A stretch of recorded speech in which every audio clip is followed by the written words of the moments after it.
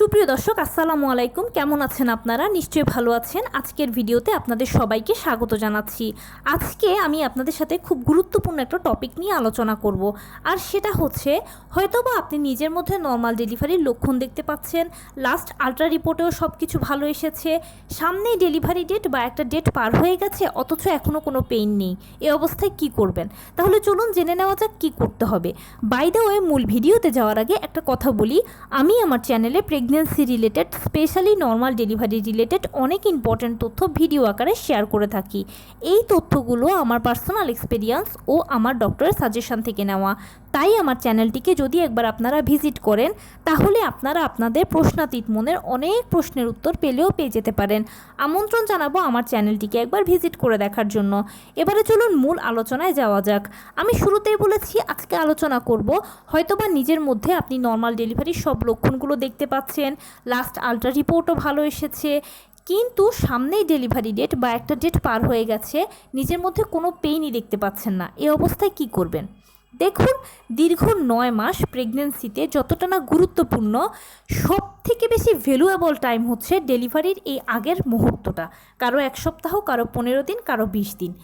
কেননা এই সময়টাতে মায়েরা খুব বেশি চিন্তিত থাকেন ডেলিভারি নিয়ে, আর এই জায়গাটা হচ্ছে সবথেকে বড় ভুল।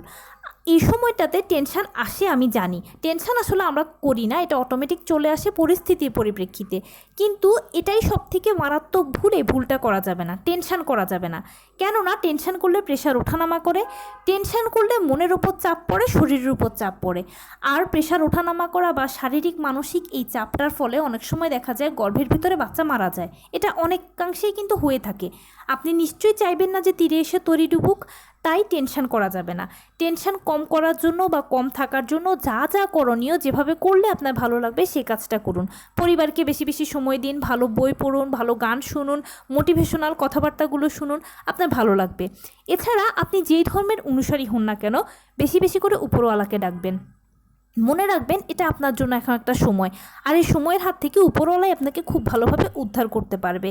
আপনি যদি বেশি বেশি করে ধর্মীয় কাজ করেন, তাহলে একদিকে যেমন ধর্মীয় কাজ করা হবে, অন্যদিকে আপনার চিন্তাটাও কম হবে, আজে বাজে কথাবার্তা মনে কম আসবে। তাই ধর্মীয় কাজটা এই সময় বেশি বেশি করুন, সব দিক থেকে আপনার ভালো হবে। সেই সাথে নিয়মিত হাঁটাচলা করবেন, টুকটাক কায়িক শ্রম করবেন, পুষ্টিকর খাবার খাবেন। বাস এতটুকুই হচ্ছে আপনার কাজ, এছাড়া আর কোনো কিছু নয়। আর ধৈর্য ধরে, প্লিজ ধৈর্য ধরে সময়টাকে সময় দিন, নিজেকেও সময় দিন। কেননা সবুরে মেওয়া ফলে, ধৈর্য ধারণ করলে আপনি সুফলটা পাবেন।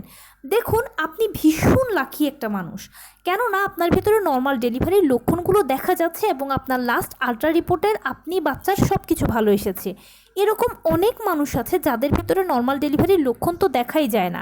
ডাক্তাররা তাদের নর্মাল ডেলিভারি পেশেন্ট বলে ধরেনও না, প্রথম থেকেই তাদেরকে সিজারের জন্য বলেন। এছাড়া লাস্ট আলট্রা রিপোর্টেও কিন্তু অনেকের আছে দেখা যায় ভালো আসে না। আপনি তো খুব লাকি যে আপনার লাস্ট আলট্রা রিপোর্টটা ভালো এসেছে। তাহলে যেখানে আপনার লাস্ট আলট্রা রিপোর্টটা ভালো এসেছে, আপনার নর্মাল ডেলিভারির সব লক্ষণগুলো আছে, হাতে আপনার অনেক সময় আছে। এটা নয় যে 9ম মাস মানে ডেলিভারি, আপনার হাতে কিন্তু 40 সপ্তাহ পর্যন্ত সময় আছে। 37 থেকে 40 সপ্তাহ পর্যন্ত কিন্তু ডেলিভারির সময়। তাই আপনার হাতে 40 সপ্তাহ পর্যন্ত কিন্তু সময় আছে, দীর্ঘ একটা সময় আছে। আর তাছাড়া একটা ডেট পার হয়ে যাওয়া মানে এই নয় যে আমার সিজার করাতে হবে, না। একটা ডেট যদি পার হয়ে যায়, তাহলে সেক্ষেত্রে ডাক্তার আপনাকে আরও 7 দিন সময় দেবে। বাড়তি এই 7 দিনের ভেতরেও অনেকের ডেলিভারি হয়ে যায়। ওই 7 দিনেও যদি না হয়, তাহলেও চিন্তা করবেন না, এরপরেও ডাক্তার আরও 2 দিন, 3 দিন, 5 দিন সময় বাড়িয়ে দেবে। সেটা আপনাদের মা বাচ্চার অবস্থার উপর নির্ভর করে। তাহলে যেখানে আপনার হাতে এত দীর্ঘ একটা সময় আছে, সেই সাথে আপনার মধ্যে নর্মাল ডেলিভারি সব লক্ষণ দেখা যাচ্ছে, সেই সাথে আলট্রা রিপোর্ট যেখানে ভালো এসেছে, তাহলে আর চিন্তা কিসের বলুন? শুধু পেইনের জন্য অপেক্ষা করতে হবে আপনাকে। পেইনের জন্য টেনশন নয়, পেইনের জন্য জাস্ট অপেক্ষা করবেন। দেখুন, নর্মাল ডেলিভারিটা হচ্ছে একটা প্রাকৃতিক পদ্ধতি। এখানে সব কিছু না প্রাকৃতিকভাবে শুরু হয়ে প্রাকৃতিকভাবে শেষ হয়। ডাক্তার দিয়ে জোর করে টানা হেঁচড়া ঔষধ কোনো মতেই সম্ভব নয়। তাই এটার জন্য আপনাকে শুধু অপেক্ষা করতে হবে। দেখুন, কার কখন কোন দিন পিরিয়ড হবে আমরা কি কেউ এটা বলতে পারি? হঠাৎ করে পিরিয়ডটা শুরু হয়ে যায় না? এখানেও ব্যাপারটা ঠিক সেরকম, হঠাৎ করেই কিন্তু আপনার পেইনটা চলে আসবে যে কোনো সময় যে কোনো মুহূর্তে। আর একবার যদি পেইন চলে আসে একেবারে নিশ্চিন্ত, বডির কাজ বডিই করবে। এবারে আস্তে আস্তে প্রথমে পেইনটা হালকা থেকে ভারী হবে, ভারী পেইন হওয়ার পরে জরায়ুর কন্ট্রাকশন শুরু হবে, বাচ্চা ভেতর থেকে চাপ দেবে, বাহিরে থেকে ডাক্তার আপনাকে চাপ দিতে বলবে, উভয়ের মিলিত চাপে ডেলিভারি কাজটা খুব সুন্দরভাবে সম্পন্ন হয়ে যাবে, আপনার আর কোনো টেনশন থাকবে না। তাই প্লিজ আপনার এখন এই মুহূর্তে এই সময়টা খুব সেন্সিটিভ একটা সময়। এই সময় সামান্য 19 থেকে 20 হলে কিন্তু বাচ্চার ক্ষতি হবে বা আপনার ক্ষতি হবে। অথচ আপনারা মা বাচ্চা একে অন্যের পরিপূরক। বাচ্চার কিছু হলে মায়ের অসুবিধা, মায়ের কিছু হলে বাচ্চার অসুবিধা। তাই নিজের ভালোর জন্য, নিজের সন্তানের ভালোর জন্য টেনশন করবেন না, ধৈর্য ধারণ করুন। প্লিজ ধৈর্য ধারণ করুন, বেশি বেশি করে উপরওয়ালাকে ডাকুন এবং সেই সাথে নিয়মিত কায়িক শ্রম করুন, হাঁটাচলা করুন এবং পুষ্টিকর খাবার খান। এরপরে দেখবেন আপনার যখন ডেলিভারিটা নর্মালে হয়ে যাবে তখন নিজেই নিজেকে ধন্যবাদ দেবেন যে এই ধৈর্যটা ধারণ করার ফলে আজকে সুফলটা আপনি পেয়েছেন। আর নর্মাল ডেলিভারিটা কিন্তু সিজারের তুলনায় খুব ভালো, কেননা সিজার হলো একটা ছোটোখাটো অপারেশনের আগে পরে বিভিন্ন ধরনের ঝুঁকি থাকে, বিভিন্ন ধরনের সাইড ইফেক্টস থাকে।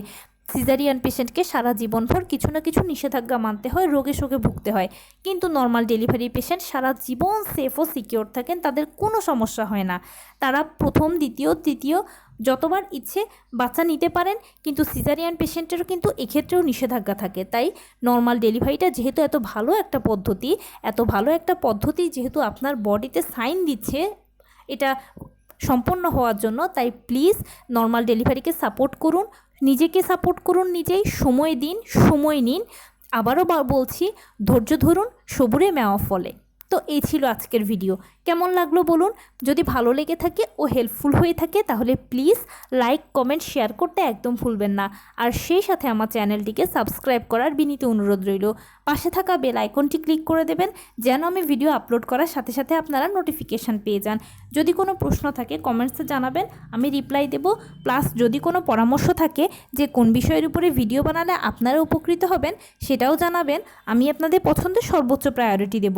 ভালো থাকবেন, সুস্থ থাকবেন। আসসালামু আলাইকুম।